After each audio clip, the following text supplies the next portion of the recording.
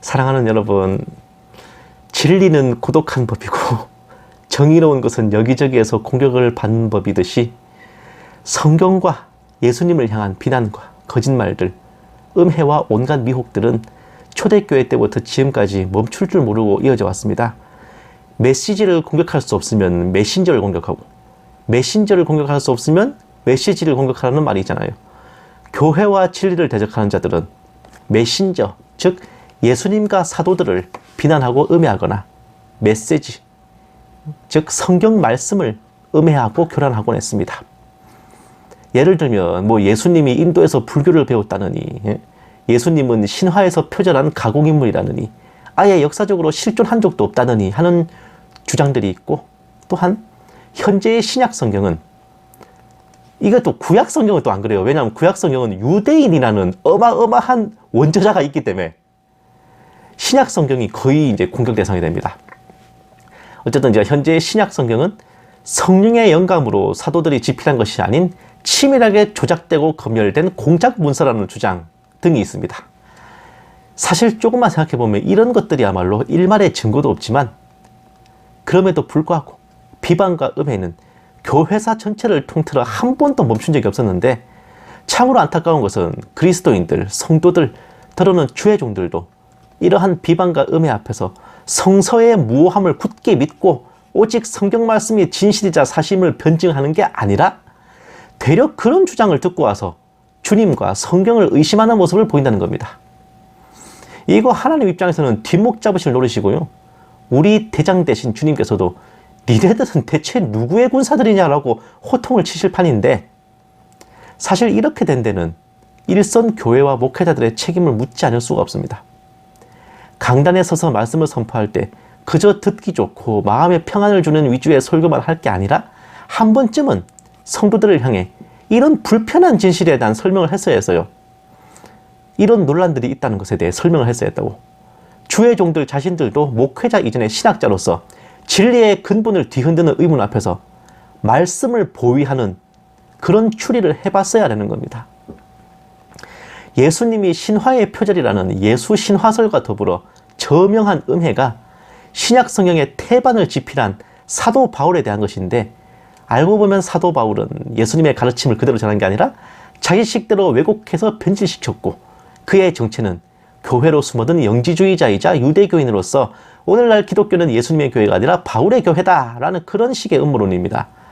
즉 우리가 알고 있는 예수님의 복음과 교리는 12사도들이 아닌 바울로부터 유래했고, 오히려 진짜 사도들은 바울을 반박하고 예수님의 바른 복음 가르침을 지키기 위해 사복음서를 집필했다라는 것도 있어요. 이것도 기가 막힌 내용인데, 여기서 좀 더 나가면은 원래 초대교회는 각 지역교회가 자유롭게 외경, 정경 구분 없이 신학과 교리를 견지하다가 로마의 국교가 되고 주후 325년 니케아 공의회에서 황제의 의중에 따라 교리가 정치적으로 취사 선택되며 그 외의 문서들은 외경과 위경으로 몰려 말살되었다라는 설입니다. 결국 주후 367년에 최종적으로 정립된 정경 27권의 신약 성경은 정치적 공작의 산물이며 그 바울 신학이 가비된 결과라는 거죠. 많은 성도님들이 잘 인식하지 못하시지만 마태복음부터 요한계시록까지 신약 성경의 순서는 집필된 순서대로가 아닙니다.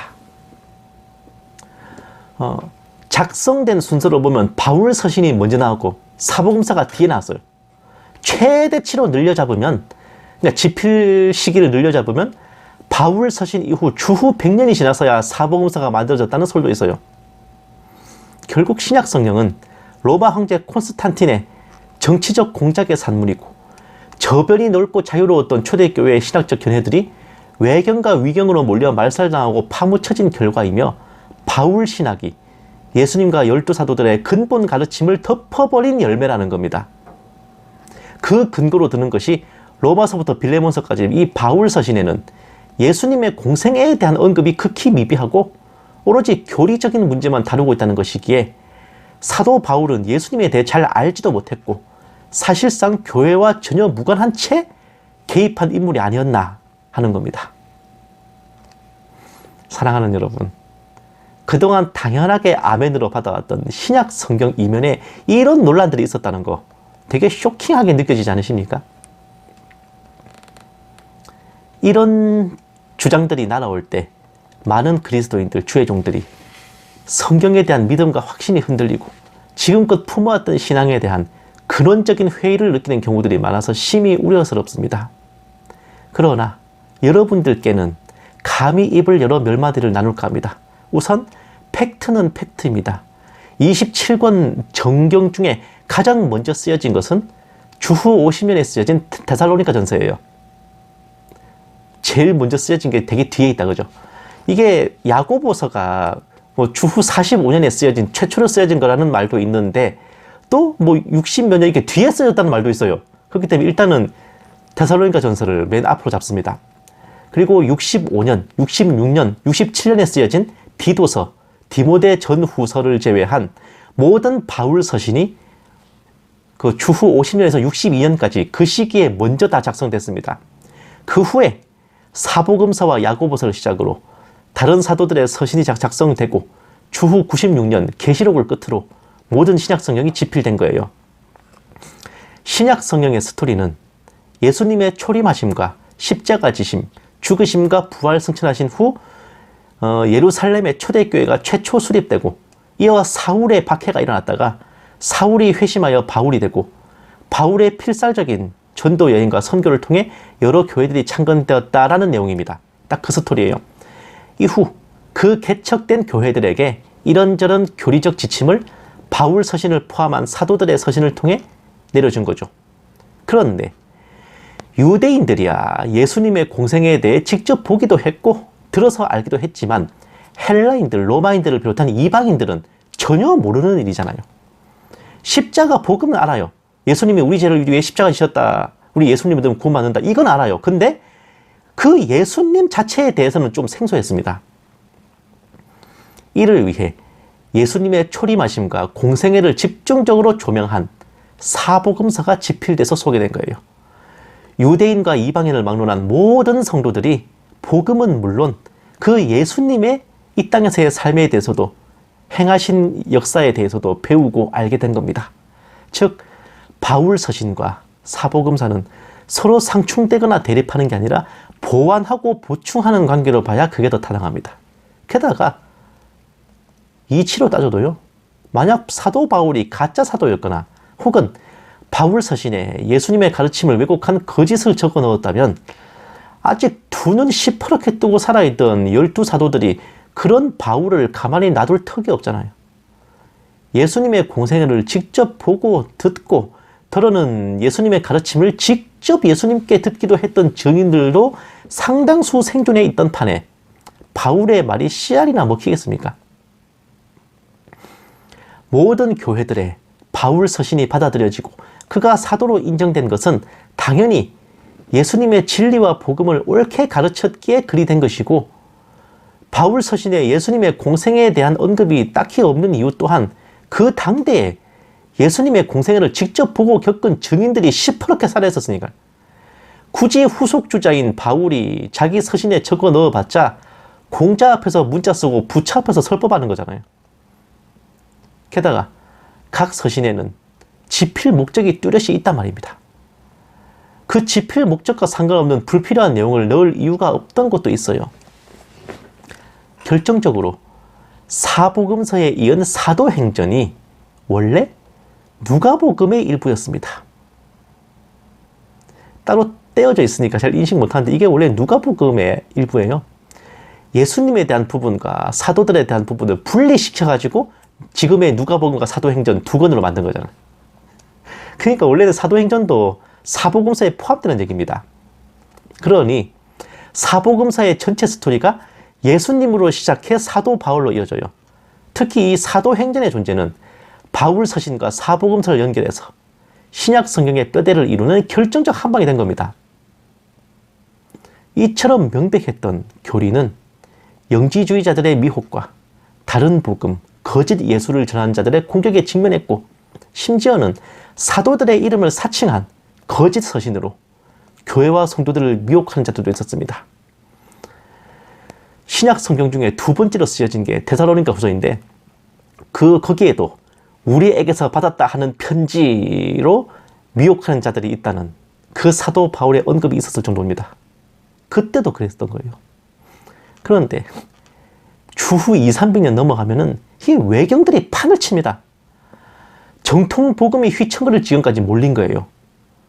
뭐 베드로 복음, 바울 계시록, 뭐 이런 식으로 뭐 도마 복음, 사도들이 쓰지도 않았는데 사도들 이름으로 이게 막 휘갈겨진 이런 외경들이 넘쳐나다 보니까 나중에 정통 복음이 휘청거리는 지경까지 이제 피크에 몰린 거예요.